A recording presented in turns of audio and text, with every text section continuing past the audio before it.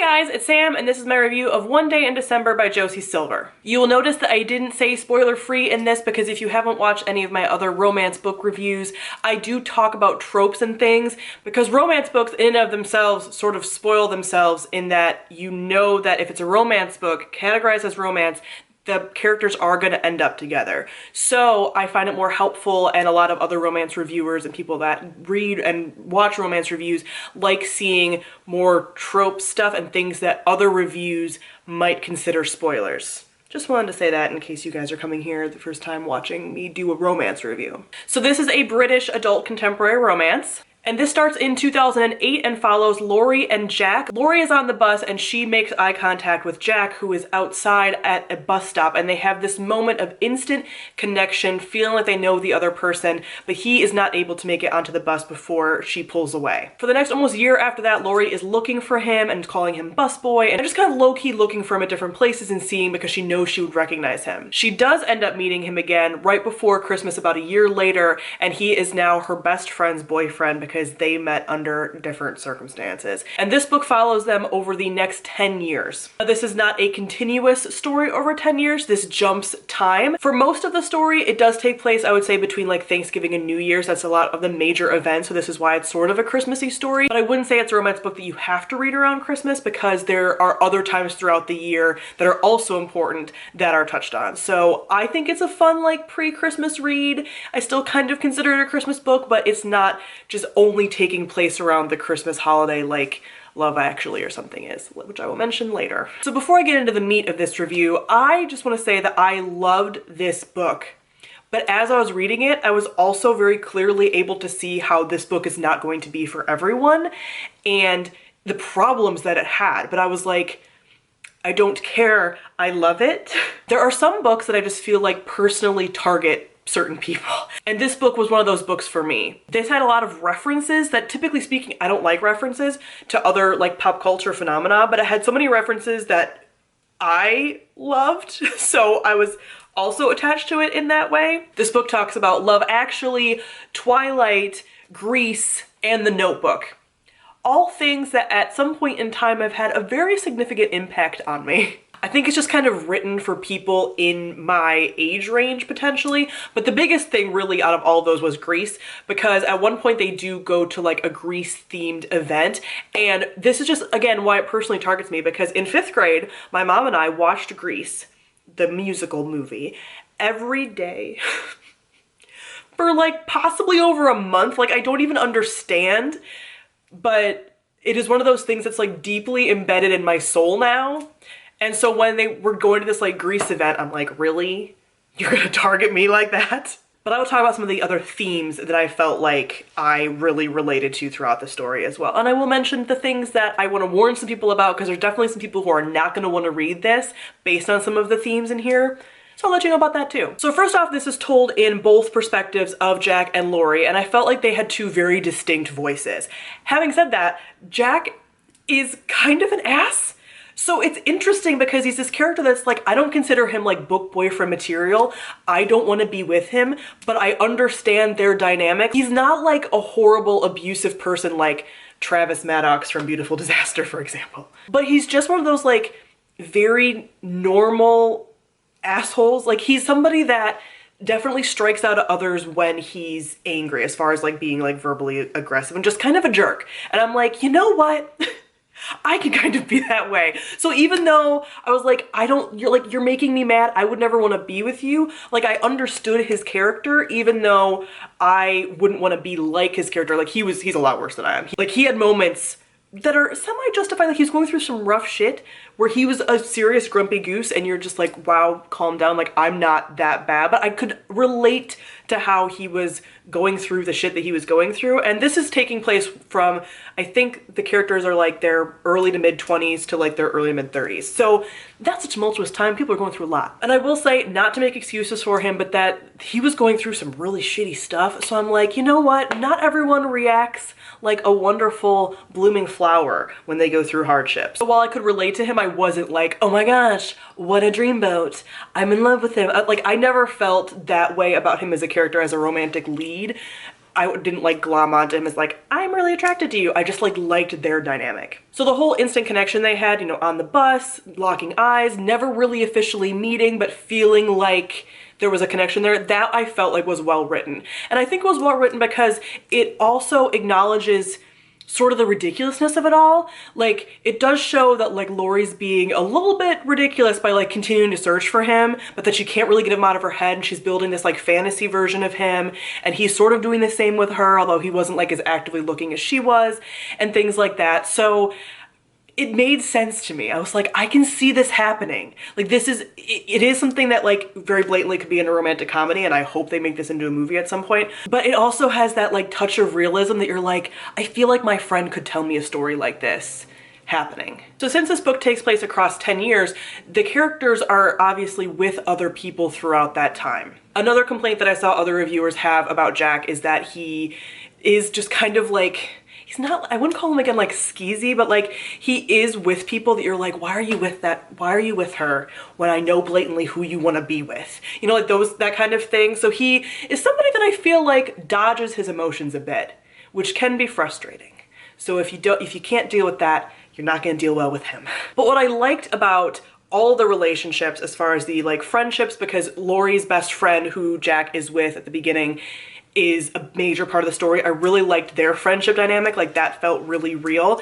And then all the relationships felt really real because, again, you get both of their perspectives, and while they're in various relationships throughout their life, and I was like, yes. And I actually like sort of shipped all of it. Like, I was like, all these relationships like make sense, how they're happening, how people are attracted to each other, like of the major relationships people are in throughout this time. And I'm like, I get it. You know, like I get it. So with those relationships, and because you get to see so much of their life, you really do get to see the passage of time with this 10-year book, and really like feel, even though you're not seeing every single moment that happens with them, you feel the connections that these people have had throughout the years, their friendships and things, without having to follow every footstep. There is a certain level of miscommunication and the miscommunication trope, which I think is so prevalent in romance books anyway that I'm sort of starting to get used to it. But definitely this is a theme here in that no one's really talking. You know, Lori makes the decision to not say anything to her friend, and they make the decision to not say anything to each other or like really say anything, and then this pops up later. So this also makes sense to me. I have heard some people, when I talked about it in my wrap up, being like, wow, I can't believe you liked that because of the miscommunication and some of the like lying that they do. And I'm like, yes, but I also get it. like I get that like these two characters were trying to make it like, you know what, we're two people that locked eyes on a bus once. She probably doesn't even remember me. He doesn't probably even remember me. Why are we going to make this a thing when now he's with my best friend who's head over heels for him? We're not going to make it a thing. And then it like becoming a thing. That is so life. I think a lot of people can relate to like, I didn't say something when I should have because of emotional discomfort at the time, which then led to more emotional discomfort later because it built into an ugly beast.